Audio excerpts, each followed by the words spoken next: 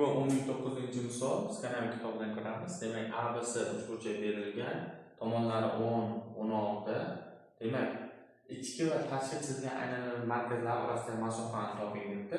Demak, ichki aynalar aytsak, ham mediana, ham balandlik, ham bisektorista bu B uchidan chiqarilgan bitta nuqtada bo'ladi, bitta chiziqda bo'ladi. Demak, mana shu.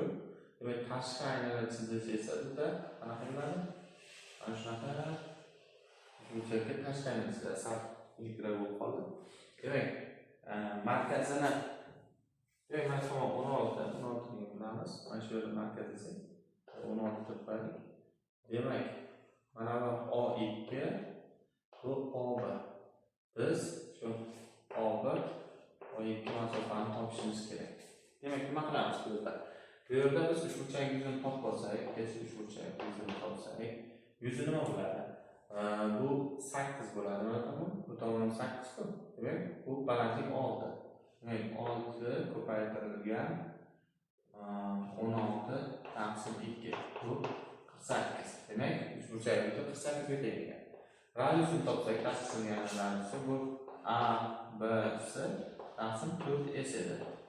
Demak, 100 ko'paytirilgan 16 taqsim 4 karra 48. Bu bilan ketsa 3, demak, bu bilan bu ketsa 25. Demak, 25 bo'lingan 3 bo'ldi. Ichki chizgan aynalar esa demak, 2S taqsim A plus B plus C degan formula edi, to'g'rimi? Demak, S'imiz 2 karra 48. Uchalasi yig'indisi demak 36 46. 46. 20 ga 16 36 ekan o'zi. 36.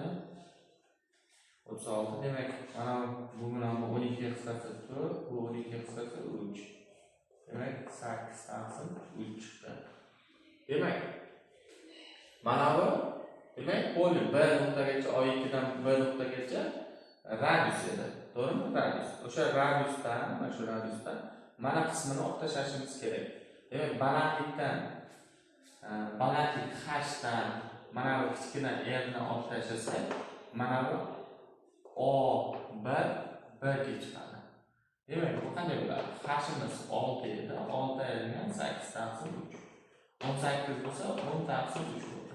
Demak, mana 10 taqsim 3 ni olib tashlasak umumiy radiusdan, demak, umumiy radiusimiz 25 taqsim 3 aylangan 10 taqsim 3. Bu necha bo'lar ekan?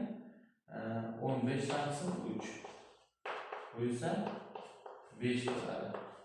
Demak, orasidagi masofa 5 ekan. Demak,